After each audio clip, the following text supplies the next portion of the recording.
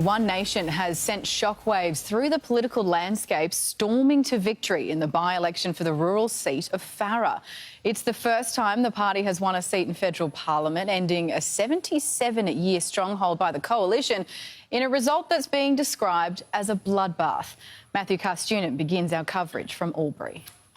The mother of One Nation, Pauline Hanson, flying high on Mother's Day after making political history. One Nation ending the coalition's 77-year reign in the seat of Farrer. This is not only a win for Farrer, it's a win for the rest of Australia. It's the first time the party's won a seat in federal parliament's lower house, an orange wave, especially in the regional polling booths.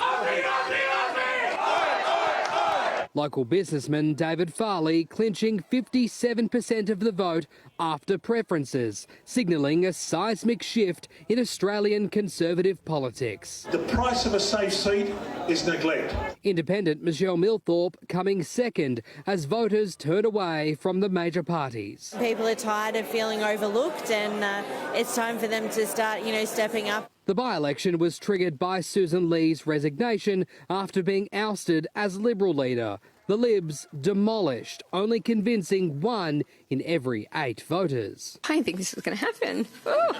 Susan Lee was notably absent from this by-election campaign, but released a statement taking a swipe at her successor Angus Taylor, urging him to accept the result with humility, saying the voters never get it wrong.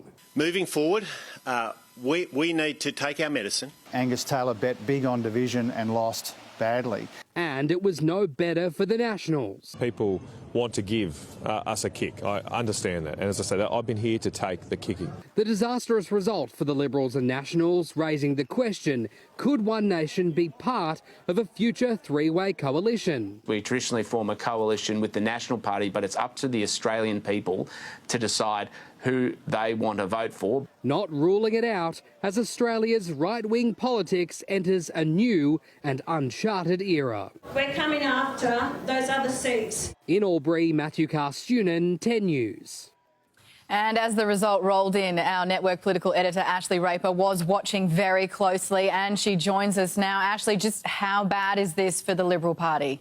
It's extremely bad, Georgie. The writing was on the wall. The Liberals didn't expect to retain the seat, but the sheer size of the victory for One Nation is surprising. Two things I will say, though, is that one, by-election results are almost more extreme, and two is that it's much easier for minor parties to target one seat where resources are concentrated and not spread out like they need to be at a general election. But nobody can deny that One Nation really cemented a place for itself last night, and right now the Liberals don't have an answer to it. You had moderate MP Tim Wilson, who was the only Liberal to win back a seat off a Teal independent at last year's election, today leaving the door open to forming a coalition with One Nation. That's not going to play well to the more progressive Liberal supporters. This is bigger than the Liberals, though. In Australia, there's been a sense that we are protected somewhat from what's been happening elsewhere. The MAGA movement with Donald Trump, Nigel Farage in the UK. Last night shows we are not. And with Tuesday's budget approaching, I asked the Treasurer about this anger from some Australians who feel let down by the major parties and what he's going to do about it. No longer on the fringe. Grievance politics has hit the mainstream, just as Jim Chalmers is about to hand down his 5th budget for the Albanese government. We take these concerns very seriously.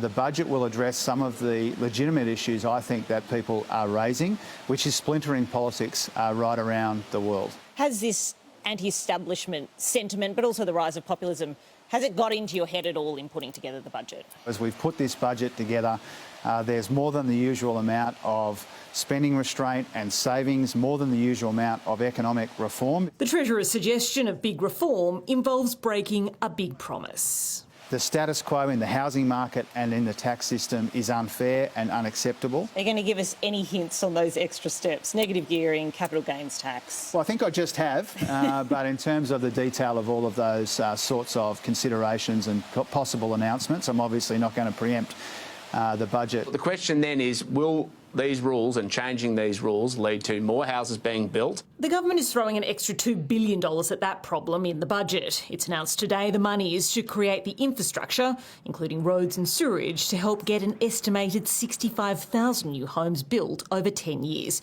It's all part of the government's goal to have 1.2 million new homes by 2029, a target that it's unlikely to reach. But finding this extra cash in the current climate is a sign Labor is still committed to it. Has Donald Trump ruined your budget? Oh, I don't see it that way. I mean, of course, we're hostage to some extent to decisions taken in Washington, D.C., Tehran. Last week, the RBA is forecasting inflation to peak at 4.8% mid-year, so soon.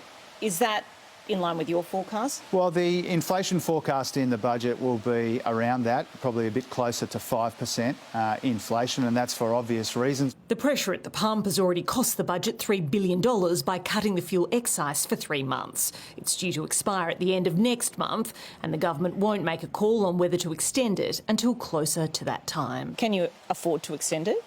We've got a whole bunch of contingencies, but that fuel tax cut is really important, but it's also temporary. Read into that what you will. Other details will be in the budget papers on Tuesday. Ashley Raper, 10 News.